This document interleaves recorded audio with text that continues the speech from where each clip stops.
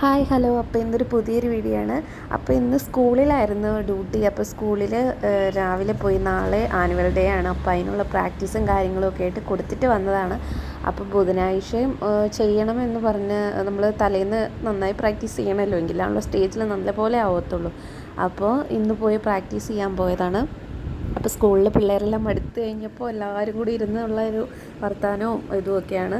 അത് കഴിഞ്ഞ് സ്കൂളിൽ കഴിഞ്ഞിറങ്ങി ഉച്ചയ്ക്കത്തെ ഫുഡ്. അപ്പോൾ നമുക്ക് 12:30 സ്റ്റേജൊക്കെ ആയിട്ട് നമ്മൾ ഒന്നുകൂടെ ഒന്ന് ചെയ്തു, സ്പേസൊക്കെ എങ്ങനെ കറക്റ്റാണോ എന്നറിയാൻ.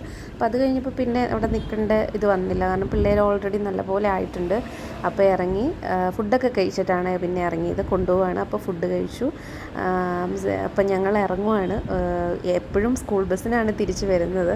അപ്പോൾ ഇന്നിപ്പം 12:30-1 മണിക്കൊക്കെ ആയപ്പോൾ എല്ലാം കഴിഞ്ഞല്ലോ. പിന്നെ ഇവിടെ നിൽക്കേണ്ട കാര്യം വരുന്നില്ലാത്തതുകൊണ്ട് ഞങ്ങൾ പിന്നെ അല്ലെങ്കിൽ സ്റ്റേജിൽ ഓരോ പിള്ളേരുടെ പ്രോഗ്രാം കാണാം, പിന്നെ അതിനുള്ള സമയമില്ല, ഇവനെയും കൊണ്ടല്ലേ പോകുന്നത്.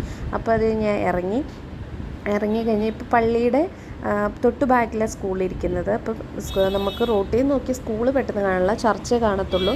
അപ്പോൾ സ്കൂളിൽ നിന്ന് ഇറങ്ങി പതുക്കെ നടന്നു.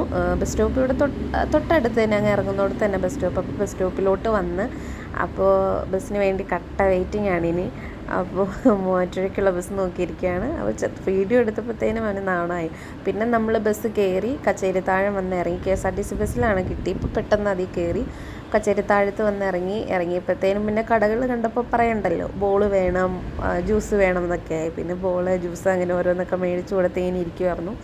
അത് കഴിഞ്ഞ് നമ്മുടെ ബസ് വന്ന് നമ്മൾ ബസ്സിൽ കയറിയിട്ട് ബസ്സിൽ കയറിയപ്പോൾ തന്നെ ഉറങ്ങിയായിരുന്നു. അത് കഴിഞ്ഞ് പിന്നെ ബസ് റോഡിൻ്റെ സൈഡിൽ തന്നെ, വീടിൻ്റെ ഫ്രണ്ടിൽ കൊണ്ടുവന്ന് വണ്ടി നിർത്തും, അത്രയേ ഉള്ളൂ.